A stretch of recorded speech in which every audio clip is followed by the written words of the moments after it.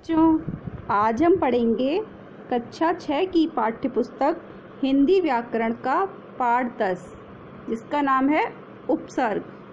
आप जानते होंगे कि हिंदी भाषा में कुछ शब्द होते हैं जिनके आगे कुछ शब्दों को लगाने से नए शब्द बन जाते हैं।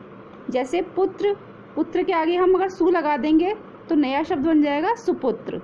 ऐसे ही मान, मान के आगे अगर हम अभी लगा देंगे तो बन जाएगा अभिमान। ऐसे ही बहुत सारे ऐसे शब्द हैं जिनके आगे कुछ नए शब्द लगाने से एक नए शब्द का निर्माण हो जाता है।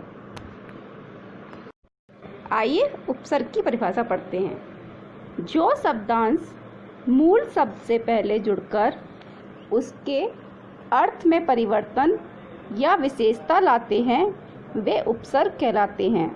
जो शब्दांश मूल शब्द से पहले जुड़कर उसके अर्थ में परिवर्तन या विशेषता लाते हैं वे उपसर्ग कहलाते हैं। इसमें एक विशेष बात यह होती है कि उपसर्ग केवल अन्य शब्दों के साथ मिलकर नए शब्दों का निर्माण करते हैं। इनका स्वतंत्र रूप से भाषा में प्रयोग नहीं किया जाता। यहाँ पर शब्द है उपकार और इसमें उपसर्ग है उप। इसका मूल शब्द है कार। कार हमारे पास एक शब्द है, अगर हम इसमें उपसर्ग लगा देंगे उप तो एक नया शब्द बन जाएगा उपकार। ऐसे ही यहाँ पर है पुत्र, मूल शब्द है पुत्र, अगर हम इसमें उपसर्ग लगा देंगे सु तो एक नया शब्द बन जाएगा हमारा सुपुत्र। ऐसे ही हमारा मूल शब्द है बू, बू में अगर हम खुश लगा देंगे उपसर्ग तो हमारा नया शब्द बन जाएगा खुशबू। ऐसे ही हमारा मूल शब्द है मानी, अगर हम इसमें एक नया शब्द लगा देंगे अभी तो हमारा एक नया शब्द बन जाएगा अभिमानी। इसी प्रकार उपसर्ग बनते हैं जिनसे एक नए शब्द का निर्माण होता है। अब हम पढ़ेंगे उपसर्ग के प्रकार। उपसर्ग के 4 प्रकार हैं। पहला संस्कृत के उपसर्ग, दूसरा हिंदी के उपसर्ग, तीसरा उर्दू फारसी के उपसर्ग और चौथा है संस्कृत के अव्यय। पहला है संस्कृत के उपसर्ग। संस्कृत के उपसर्ग वे शब्दांश हैं जो संस्कृत भाषा में हिंदी भाषा में बिना किसी परिवर्तन के ज्यों के त्यों प्रयोग में लाए जाते हैं। जैसे संस्कृत का पहला उपसर्ग है आ। आ का अर्थ होता है अभाव या निषेध। इनसे निर्मित शब्द है ज्ञान के आगे अगर हमने अ लगाया तो बन जाएगा हमारा अज्ञान। सत्य के आगे हमने अ लगाया तो बन जाएगा असत्य। धर्म के आगे हमने अ लगाया तो बन जाएगा अधर्म। नीति के आगे हमने अ लगाया तो बन जाएगा अनीति। ऐसे ही अप का अर्थ होता है बुरा, बुरा या अपूर्ण। इनसे निर्मित शब्द है हमारा अपकार, अपमान, अपयश, अपशकुन। दूसरा फिर है हमारा अनु। अनु का अर्थ होता है पीछे या बाद में। इनसे निर्मित शब्द है हमारा अनुचर, अनुकरण, अनुशासन, अनुसार। फिर है आ का अर्थ होता है तक या सहित। निर्मित शब्द है इनसे आमरण, आजीवन, आगमन, आजन्म। फिर है अब का अर्थ होता है बुरा या हीन। इनसे निर्मित शब्द है हमारा अवगुण, अवनीति, अवशेष, अवरोध। फिर है हमारा अति का अर्थ होता है अधिक। जैसे निर्मित शब्द है इनसे अत्यधिक, अत्याचार, अतिरिक्त, अत्यंत। फिर है हमारा अभी का अर्थ होता है सामने या चारों ओर। इनसे निर्मित शब्द है हमारा अभिमान, अभिप्राय, अभिभावक, अभिनव।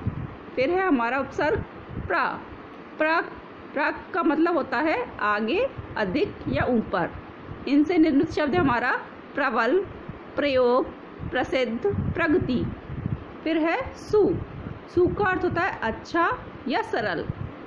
इनसे निर्मित शब्द है हमारा सुयश, सुपुत्र, सुबोध, सुजन।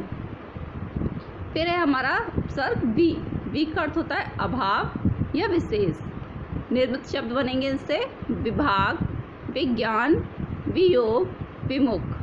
फिर है हमारा उपसर्ग प्रति का अर्थ होता है विरुद्ध, सामने या हर एक। इनसे निर्मित शब्द है हमारे प्रतिकूल, प्रत्यक्ष, प्रतिपल, प्रतिक्षण। फिर है दुर, दुर का अर्थ होता है कठिन या बुरा। इनसे निर्मित शब्द है हमारे दुर्गम, दुर्लभ, दुर्भाग्य, दुर्बुद्धि। तो ये हमारे संस्कृत के उपसर्ग थे। अब हम पढ़ते हैं हिंदी के उपसर्ग। हिंदी के उपसर्ग वे उपसर्ग हैं या वे शब्दांश होते हैं जो मूल रूप में तो संस्कृत के होते हैं, परंतु हिंदी में रूप परिवर्तित करके प्रयोग किए जाते हैं। जैसे हिंदी के पहला उपसर्ग है आ। अभी संस्कृत में भी आ था और हिंदी में भी आ है। आ का अर्थ होता है निषेध या अभाव। इनसे निर्मित शब्द हमारा अकाल। इसमें काल के आगे हमने अ लगाया तो बन जाएगा अकाल। थाह के आगे हमने अ लगाया तो बन जाएगा अथाह। मर के आगे हमने अ लगाया तो बन जाएगा अमर। ऐसे ही चेत के आगे हमने अ लगाया तो बन जाएगा अचेत। फिर है हमारा अन। अन का अर्थ होता है के बिना या रहित। इनसे निर्मित शब्द है अनपढ़, अनजान, अनहोनी, अनमोल। फिर है अध। अध का अर्थ होता है आधा। जैसे निर्मित शब्द है इनसे अध खिला, अध पका, अध मरा, अध जला। फिर है हमारा उपसर्ग उन। उन का अर्थ होता है एक कम। जैसे 59, 29, 49, 79। फिर है कु। कु का अर्थ होता है बुरा। जैसे निर्मित शब्द है इनसे कुढंग, कुसंग, कुचाल, कुमति। फिर है हमारा सु। सु का अर्थ होता है अच्छा। जैसे इनसे निर्मित शब्द है सुजान, सुघड़, सुरूप। फिर है चौ। चौ का अर्थ होता है चार। जैसे चौराहा, चौतरफा, चौमासा, चौपाई। फिर है उपसर्ग हमारा भर। भर का अर्थ होता है पूरा। जैसे निर्मित शब्द है इनसे भरपेट, भरसक, भरपूर, भरमार। फिर है नी। नी का अर्थ होता है रहित या नहीं। जैसे इन निकम्मा, निठल्ला, निडर, निहत्ता। फिर है हमारा उपसर्ग बिन। बिन का अर्थ होता है रहित।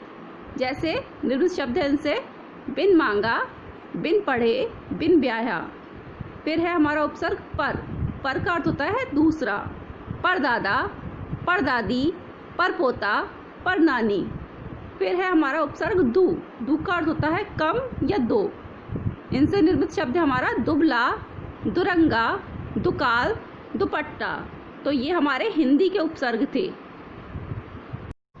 तीसरा है हमारा उर्दू फारसी के उपसर्ग। उर्दू फारसी के उपसर्ग वे शब्दांश होते हैं जो उर्दू फारसी भाषा में प्रयोग किए जाते हैं।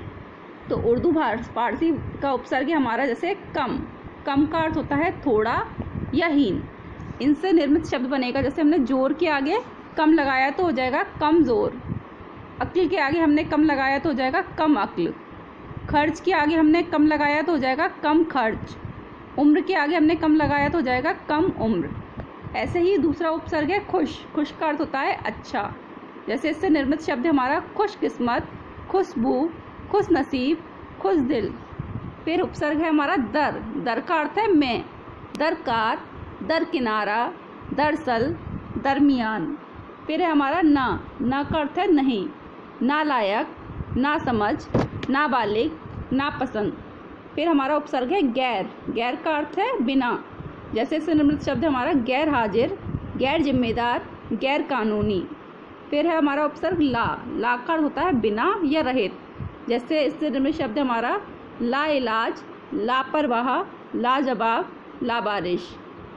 फिर हमारा बे। बे का अर्थ है बिना या रहित। इनसे निर्मित शब्द हमारा बेरहम, बेदाग, बेशरम, बेकसूर। फिर है हमारा उपसर्ग बद। बद का अर्थ होता है बुरा। इनसे निर्मित शब्द बनेगा हमारा बदनाम, बदकिस्मत, बदतमीज़, बदसूरत। फिर है हम का अर्थ होता है साथ। इनसे निर्मित शब्द बनेगा हमारा हम शक्ल, हम सफ़र, हम जोली, हम राज। तो ये हमारे उर्दू फारसी के उपसर्ग थे। अब हमारा आता है चौथा संस्कृत के कुछ अव्यय। संस्कृत के कुछ अव्यय वे उपसर्ग या वे शब्दांश होते हैं जो संस्कृत के अव्यय होते हैं और हिंदी में अपने मूल रूप में उपसर्ग के रूप में लगाकर प्रयोग किए जाते हैं। जैसे पहला उपसर्ग है हमारा सत। सत का अर्थ होता है अच्छा। इनसे निर्मित शब्द बनेंगे हमारे, जैसे हमने कार के आगे सत लगा दिया तो बन जाएगा सत्कार। जन के आगे हमने सत लगा दिया तो बन जाएगा सज्जन। ऐसे ही संग के आगे हमने सत लगा दिया तो बन जाएगा सत्संग। कर्म के आगे हमने सत लगा दिया तो बन जाएगा सत्कर्म। फिर है हमारा अंतर। अंतर का अर्थ है अंदर। इनसे निर्मित शब्द बनेंगे हमारे अंतर्राष्ट्रीय, अंतरात्मा, अंतःकरण। फिर हमारा उपसर्ग है चिर। चिर का अर्थ है बहुत समय। इनसे निर्मित शब्द बनेंगे हमारे चिरस्थायी, चिरायु, चिरंजीव, चिरकाल। फिर है पुनः। पुनः का अर्थ है फिर, जैसे पुनर्जन्म, पुनर्निर्माण, पुनर्मिलन। स का अर्थ है सहित। इनसे निर्मित शब्द बनेंगे सहर्ष, सकुशल, सजल। फिर है पर। पर का अर्थ है अन्य। इनसे निर्मित शब्द बनेंगे परतंत्र, परदेश, परलोक। फिर है अध। अध का अर्थ होता है नीचे। इनसे निर्मित शब्द बनेंगे अधपतन, अधोभाग, अधोगति। तो ये आपका चैप्टर यहाँ पर समाप्त होता है और मुझे आशा है कि आपको इसमें बहुत कुछ समझ में आ गया होगा। अब इसकी रीडिंग आप घर पे करिए। धन्यवाद।